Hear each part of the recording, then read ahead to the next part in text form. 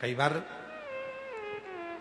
कोई कोई पूजन ऐसी होती है, कोई कोई पूजन ऐसी होती है जिसमें पत्नी कई बार अकेली पूजन में बैठ जाती है।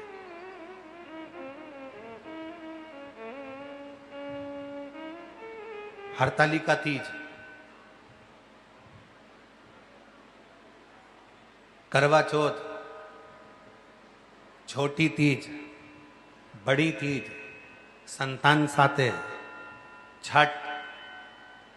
अब आप लोग तो ना जाने कहां कहां से आए हो, तो हमको तो नहीं मालूम कि तुम्हारे उधर कौन सी पूजन होती है, पर कोई कोई पूजन ऐसी होती है कि पति दुकान पर रहता है, अपने काम में लगा रहता है, पत्नी अपना चुंदड़ी मुंदड़ी पहनकर अपना श्रृंगार कर कर उस पूजन में बैठ जाती है और अपने हिसाब से वो पूजन कर लेती है। छोटी पूजन घर में जो छोटी सी पाटा माटा लगाकर अपने हिसाब से वो कर लेती।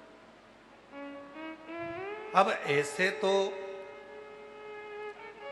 शास्त्र कहता है कि पूजन करने बैठो तो पति को साथ में रखो, और पति पूजन करने बैठे तो धर्म पत्नी को साथ रखो। अब उस पूजन में तो तुम अकेली बैठी हो।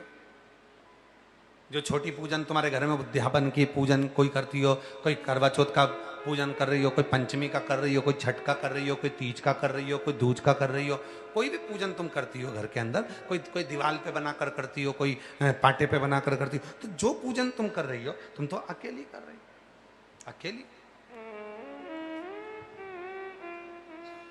फिर उस पूजन का फल जो तुम अकेली बैठकर कर रही हो वो मिलेगा कि नहीं मिलेगा?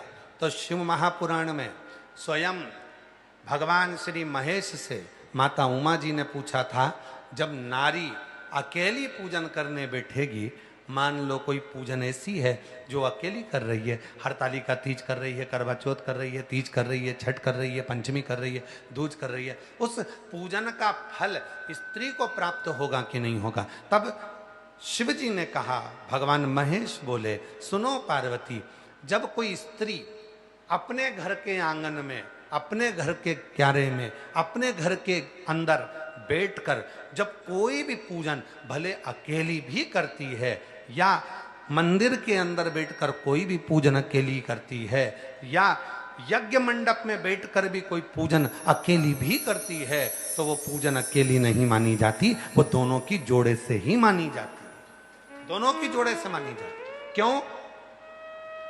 ये सिर पे पल्लू रखा, काय के लिए रखा? क्या है ये पल्लू? पल्लू है क्या? ये तो साड़ी का एक पल्लू हमने हमारे सिर पर रख लिया, तो है क्या? तो कहा ये सिर पर जो पल्लू रहता है ये हमारे ससुराल के, हमारे पूर्वजों का, हमारे पितरों का, हमारे घर के कुल देवी देवता का हमारे ऊपर आशीर्वाद रहता है। तो मान लो घर के अंदर कभी कभी सिर पे से पल्लू खसक जाता है, तो क्या उनका आशीर्वाद समाप्त हो जाता है? नहीं। कहा जिस घर के अंदर पितरों की पूजन, जिस घर के अंदर कुल देवी देवता की पूजन, जिस घर के अंदर भगवान शिव की आराधना साधना, तुलसी का क्यारा या भगवान शंकर की आराधना साधना होती है, उस घर की छत के नीचे कहीं पर भी पूजन कर लो, उसका फल अकेले प्राप्त नहीं होता, पति के साथ ही प्राप्त होता है, पुण्य फल प्राप्त होता है। वो पूजन अकेली नहीं मानी जाती। हाँ,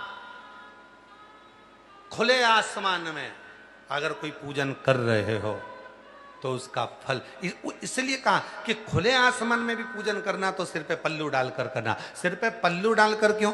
हमारे पूर्वज हमारे साथ हैं, हमारी कुल देवी हमारे साथ हैं, हमारे पति देव हमारे साथ में हैं, हमारा पूरा पितृदेव, आहूत देव, वासुक देव, ये सारे देवता हमारे साथ में विराजमान है। इसलिए सिर पे पल्लू डालकर माताएं अपनी पूजन साधना आराधना करती, भजन करती।